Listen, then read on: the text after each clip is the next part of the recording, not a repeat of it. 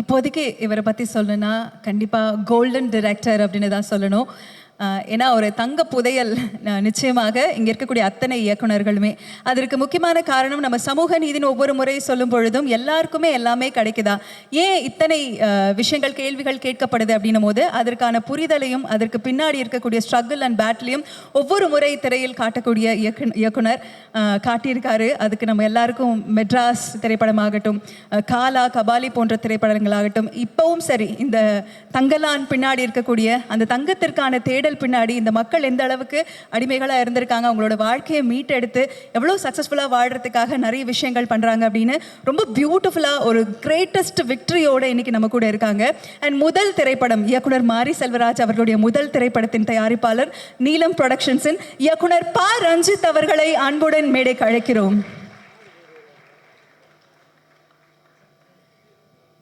ஜெய் பீம். எல்லாருக்கும் வணக்கம், ரொம்ப நன்றி. ஆக்சுவலி வந்து மாரி செல்வராஜ் மேலே இருக்கிற பொறாமையோட ராம் சார் மேலே தான் எனக்கு அடிக்கடி பொறாமை இருக்கும். ஏன்னா ஒரு சினிமா பண்ணணுன்னு வந்துட்டு ஒரு அசிஸ்டன்ட் ரைட்டராக நம்ம வந்து தேடுறப்போ நம்ம மீட் பண்ணுற ஆளுங்கிட்ட எப்படியாவது நம்மளை பற்றி வெளிப்படையாக பேசிட முடியுமா, இல்லை இங்கே இருக்கிற சினிமா சூழலை வெளிப்படையாக நம்மளால் வந்து ஒரு டிஸ்கஷன் பண்ண முடியுமா, இது வரைக்கும் இருக்கிற தமிழ் சினிமா சூழல் என்ன மாதிரியான படம் எடுத்துகிட்ருக்கு, யாரை பற்றி எடுத்துகிட்ருக்கு, இதில் நான் எங்கே இருக்கிறேன் அப்படின்றத வந்து நம்ம ஒரு சினிமா பர்சன்கிட்ட, சினிமா டைரக்டர்கிட்ட, இல்லை வந்து தயாரிப்பாளர்கிட்ட வந்து நம்மளால் பேசிட முடியுமா அப்படின்ற பல கேள்விகள் இருக்குது.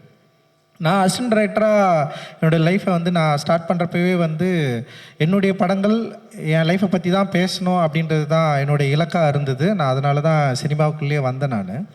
பட் ஆனால் சினிமாவுக்குள்ளே வந்து நான் அந்த என்ன சொல்கிறது, இந்த ரீடிங், அப்புறம் வந்து சிறுபத்திரிக்கை படிக்கிறது, இல்லை வந்து இங்கே இருக்கிற மாஸ்டர்ஸை பற்றி பேசுகிறது, ஆல்ரெடி வந்து படம் பண்ண மாஸ்டர்ஸை பற்றி பேசுகிறது, ஒரு சென்சிட்டிவான இல்லை வந்து ஒரு ஃபிலிம் மேக்கிங்கை பற்றி டிஸ்கஸ் பண்ணுறது அப்படின்ற ஒரு ஏரியாவே வந்து தேடி தேடி கண்டுபிடிக்க வேண்டிய இடமா தான் இருந்தது. ஆக்சுவலி அப்படியே வந்து என்னென்னா ஒரு காமனாக இல்லை வந்து வேர்ல்டு சினிமா பற்றி பயங்கரமாக பேசலாம், இங்கே இருக்கிறவங்க நிறைய பேசலாங்க, அது சினிமா பாரடைஸை பற்றியோ இல்லை லைஃப் இஸ் பியூட்டிஃபுல் பற்றியோ இல்லை எல்லாத்தையும் பற்றி நம்ம வந்து பயங்கரமாக பேசலாம், சிலாகிக்கலாம், அதுக்கான ஸ்பேஸ் இருந்தது. லிட்ரேச்சரில் கூட வந்து தலித் சினிமாவை பற்றி டிஸ்கஸ் பண்ணுறதுக்கு வந்து ஒரு ஸ்பேஸ் இருந்தது ஆக்சுவலி. ஆனால் தமிழ் சினிமாவில் இருக்கிறவங்க கிட்ட வந்து அந்த ஸ்பேஸ் இருந்ததான்னா டெஃபினட்டாக இல்லை அப்படின்னு தான் நினைக்கிறேன். ஏன்னா அப்படி பேசுகிறதே வந்து இங்கே ஒரு அது எப்படி இருந்ததுன்னு எனக்கு தெரியல, எனக்கு ஒரு அனுபவமும் இல்லை. நான் ஒர்க் பண்ண இடத்துலையும் சரி, நான் கடந்த இடத்துலையும் சரி, நான் ஒரு ஃபஸ்ட்டு படம் பண்ணி முடிக்கிற வரைக்குமே எனக்கு வந்து யாரையும் நான் அப்படி கண்டுபிடிக்கவும் இல்லை, யாரையும் நான் பார்க்கவும் இல்லை ஆக்சுவலி.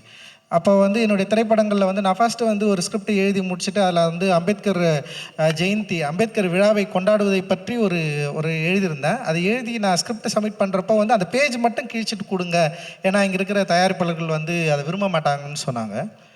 ஸோ அதனாலே நான் என்ன பண்ணேன்னா எந்த தயாரிப்பாளரையும் நோக்கி நான் போகவே இல்லை. அதாவது பாப்புலராக இருக்கிற தயாரிப்பாளர்கிட்ட நான் போகவே இல்லை, பாப்புலரான ஹீரோ கிட்ட நான் போகவே இல்லை. ஃபஸ்ட்டு நான் போகணும்னு நினச்ச ஒரே ஹீரோ தனுஷ் தான்.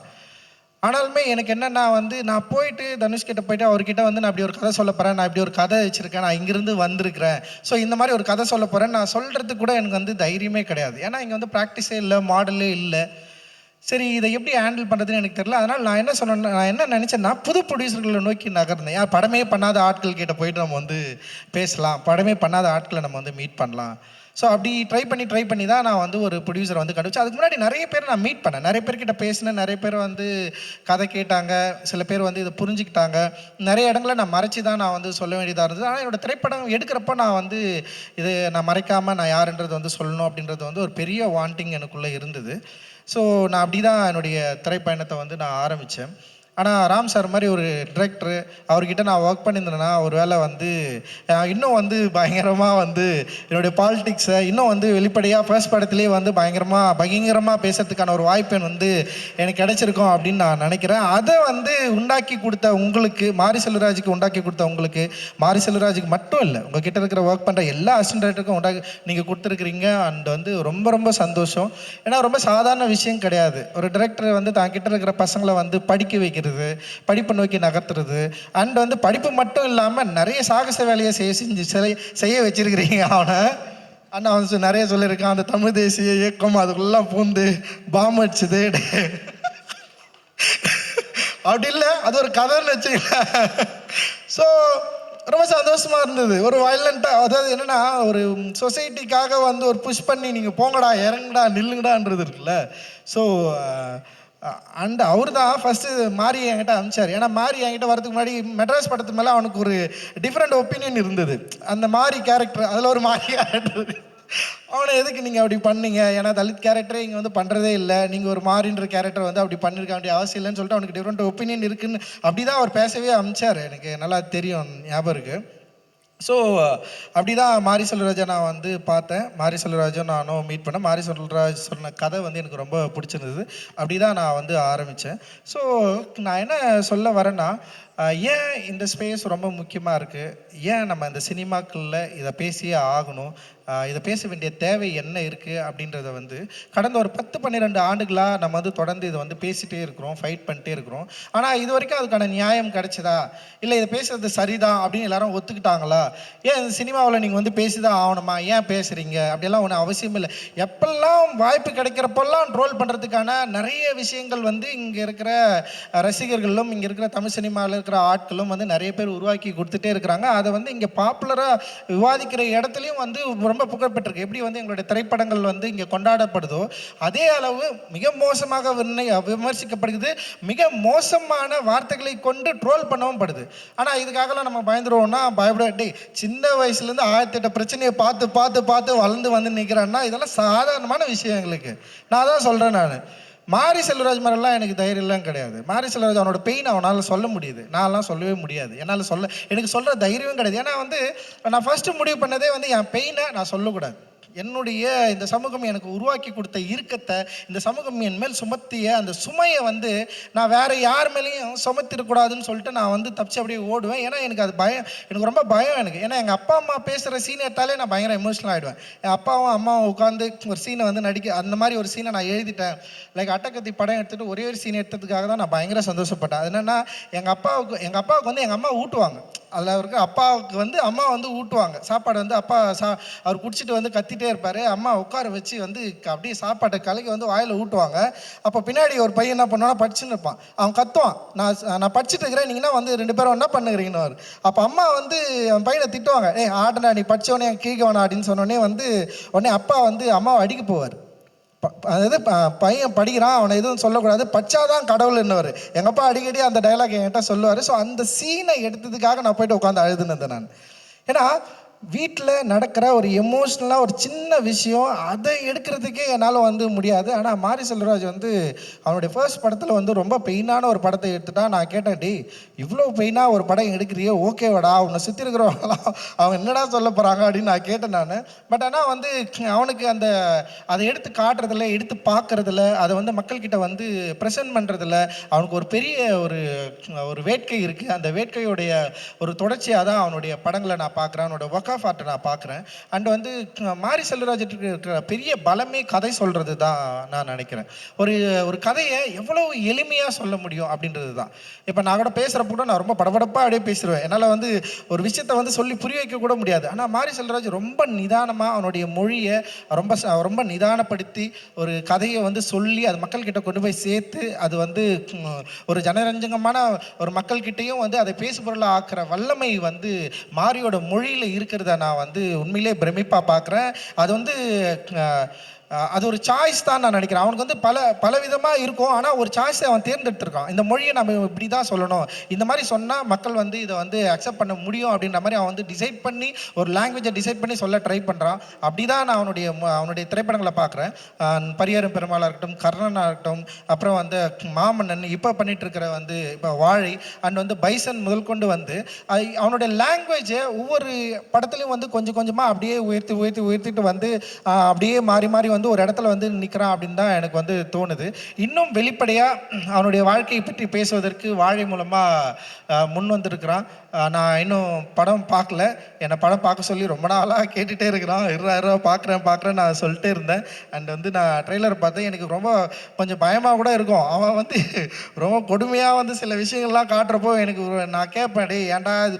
இப்போ மாறி மேலே இன்னொரு விமர்சனம் வைப்பாங்க.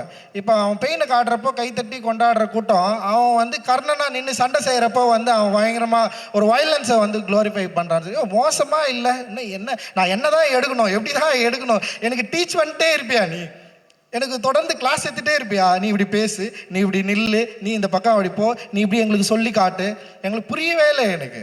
அப்போ ஒரு மொழியை ஒரு திரைப்படத்தை எப்படி சொல்லணுன்றத அவன் முடிவு பண்ணுறான். ஒரு படைப்பாளனா அவன் முடிவு பண்ணுறான். அப்போ ஒரு படைப்பாளன் முடிவு பண்ணுறப்போ மிகப்பெரிய ஒரு கொடூரத்தை நீங்கள் நிகழ்த்துறீங்க. என்ன நிகழ்த்துறீங்கன்னா வந்து பரியேறும் பெருமாள் தான் நல்ல படம், கர்ணன் அவரை மாமனெல்லாம் நான் மொக்க படமா எனக்கு தெரில. எனக்கு பரியேறும் பெருமாள் ரொம்ப சூப்பரான படம். அதுக்கப்புறம் எனக்கு வாழை தான் பிடிக்கும். ஏன் அப்போ கர்ணன் ஏன் உனக்கு பிடிக்கல? ஏன்னா அவன் திருப்பி அடிக்கிறான். திருப்பி அடிச்சா உனக்கு பிடிக்காதா? ஏன் திருப்பி அடிக்கிறான்? என்ன பிரச்சனை அங்கே நடந்துட்டு இருக்கு? ஏன் அவன் வாய்ஸ் வந்து ரைஸ் பண்ணுறான்? ஏன் வந்து அந்த ரைஸ் பண்ணுறதுக்கான சூழலை இந்த சமூகம் வந்து அவனுக்கு உருவாக்கி கொடுத்துருக்கு? இந்த கேள்வியை நீ உன்கிட்ட எப்போ கேட்டுக்க போற? ஸோ அந்த கேள்விக்கான பதிலை நீ தேடாமலே வந்து உனக்கு ரொம்ப ப்ரிவிலேஜாக ரொம்ப சொஃபஸ்டிகேட்டடாக உன்னை வந்து துன்புறுத்தாமல் உன் நெஞ்சு அப்படியே வருடி, ஓகே நீ வந்து என்னை இப்படி கொடுமைப்பட்டிருக்கிற, அதனால் நான் இவ்வளோ கவலைப்படுறேன் அப்படின்றத நான் வந்து உனக்கு சொல்கிறது மூலமாக நீ ஓகே சூப்பர்ப்பா இது நல்லா இருக்குப்பா அப்படின்ற ஒரு கம்ஃபர்ட் ஜோன்லேயே நான் படம் எடுக்கணுமா அப்படின்றது தான் இங்கே ரொம்ப முக்கியமான கேள்வியாக இருக்குது. அந்த கம்ஃபர்ட் ஜோனை உடச்சி தான் அவன் கர்ணன் எடுத்தான். அந்த கம்ஃபர்ட் ஜோனை உடச்சி தான் அவன் மாமன்னன் எடுத்தான். இப்போ திரும்பவும் வாழை எடுக்கிறது கூட அவனோட கம்ஃபர்ட்டில் தான் எடுக்கிறான். அவங்களுக்காகவோ இல்லை வந்து நீங்கள் வந்து திரும்பவும் வந்து இந்த படத்தை வந்து பயங்கரமாக பரியேறும் பெருமாள் மாதிரி இந்த படம் இருக்குது அப்படின்னு பாராட்டுறதுக்காக எடுத்ததா நான் நினைக்கல.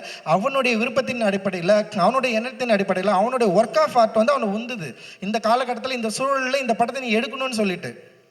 இப்போ எப்படி பாலமகேந்திரா சாருக்கு வந்து ஒரு அழியாத குளங்கள் எப்படி இருந்ததோ அது கிட்டத்தட்ட வந்து ஒரு ஒரு என்ன சொல்கிறது, ஒரு பயோகிராஃபி, ஒரு ஆட்டோபயோகிராஃபியோடு இருக்கலாம் அப்படின்ற மாதிரி என்னுடைய யோசனையாக இருக்காது. ஸோ அந்த மாதிரி வந்து வாழையாக இருக்கலாம்.